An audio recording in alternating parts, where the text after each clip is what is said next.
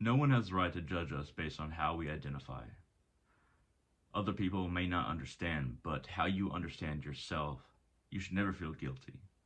You should never feel like, oh, there's something wrong with me. I am not the same as everybody else. I am not the kind of person that I see around me. I feel isolated. I feel like I'm in pain. I feel like the only way out is to find others like me or perhaps suicide. Nobody has the right to judge you for these thoughts because it is a predicament. It is a terrible trial to be oneself in the world. And much of the time, if you notice that, music, movies, culture, and a number of kind of language synapses might make up a culture, a people, a society, there will be a norm.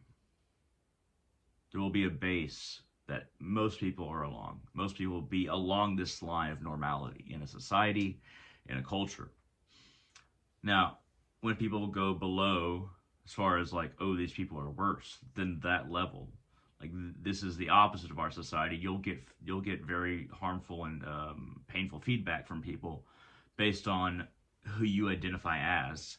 If it's above somebody like, oh, you're a priest or a preacher or something like that, then you'll get praise and you'll get respect. But this line right here, the line of society, does not have any relevance to your identity or how you identify yourself. This is how people try to judge others.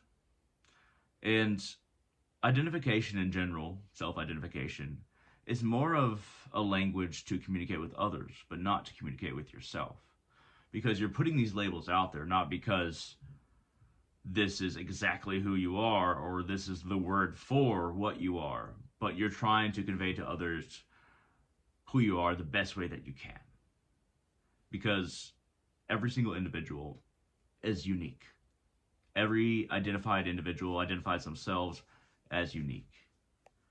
There is no complete synopsis or combination of identifications that can explain an individual as they are or show an individual as being this or that.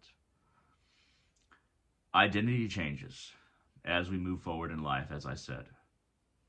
And more so for ourselves than other people, we must be ready to change.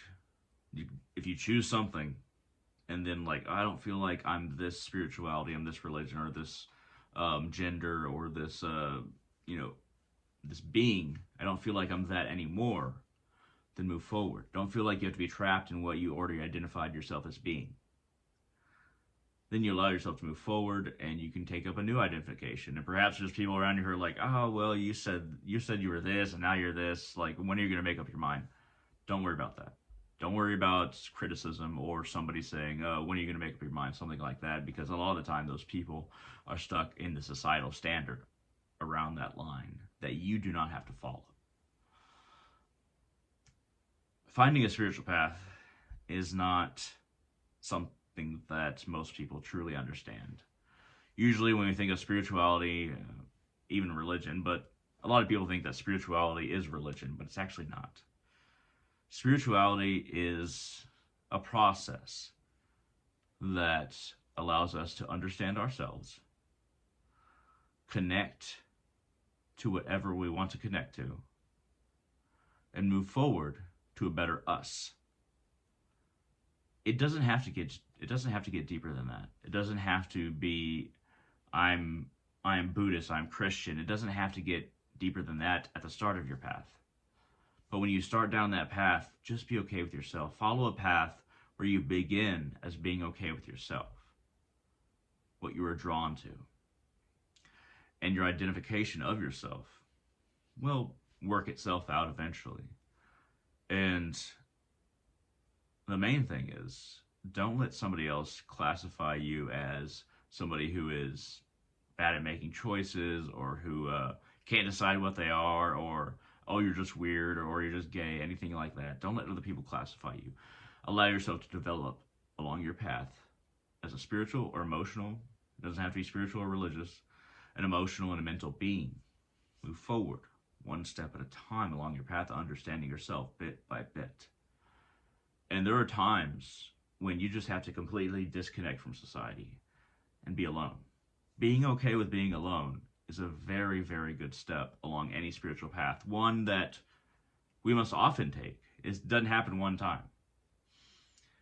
Being alone, understanding yourself, not connecting yourself to the world in a way that you have any like feedback from it. Even if you look at news, even if you might look at like a menu, something like that, there are times when we need to be silent to ourselves and listen to who we are instead of trying the ego trying to impose upon the soul what it wants to believe we are, because the ego always wants to reassert itself. And once again, you have to decide this for yourself. These are all very vague terms because I'm trying to make it universal, and it really is universal. Now, you're going to get backlash from every part of society that expects you to be something, whether it be family, friends, in society, just in general, in community. The vast majority of the human race lives in areas where if you're different, that's a problem.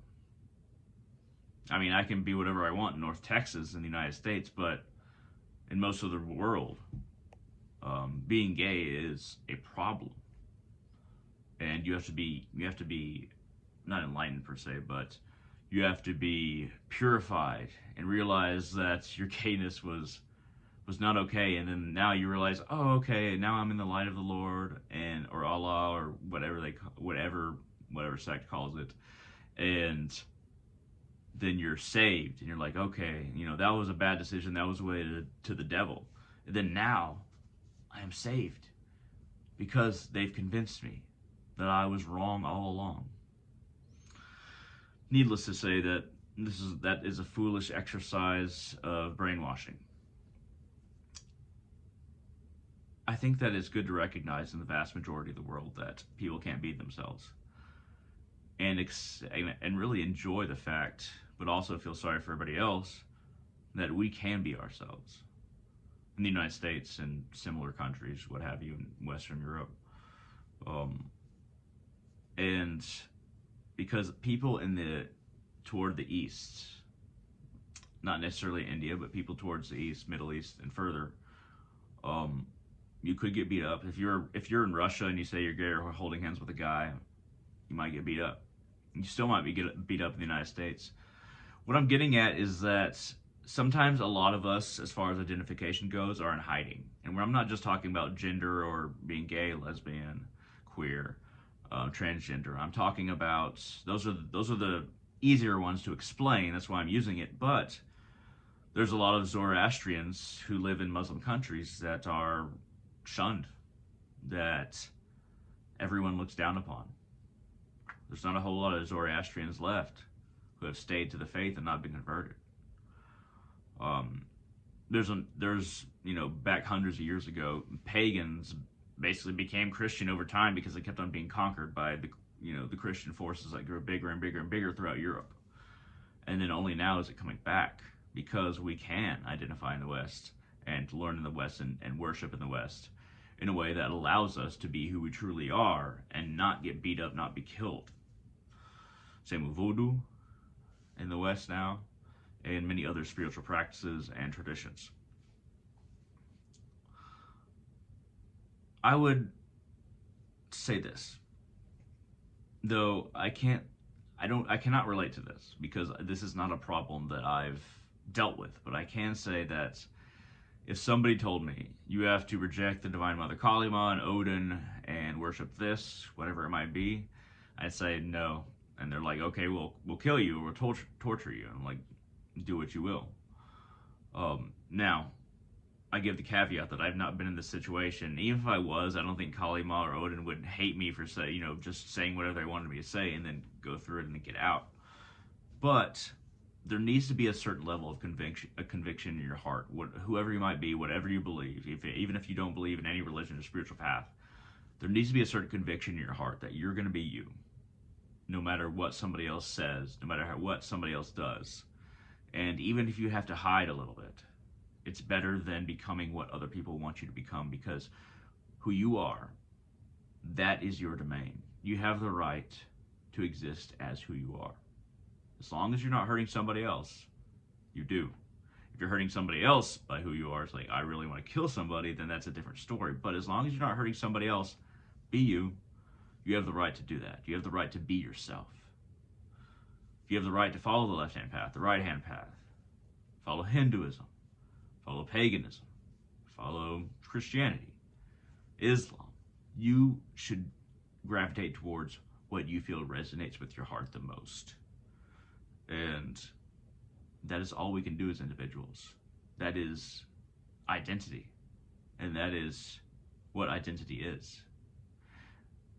It must become a creed to not be afraid of who you are, and to not be afraid to be honest with others about who you are. It's a hard creed to follow, but it's a good one.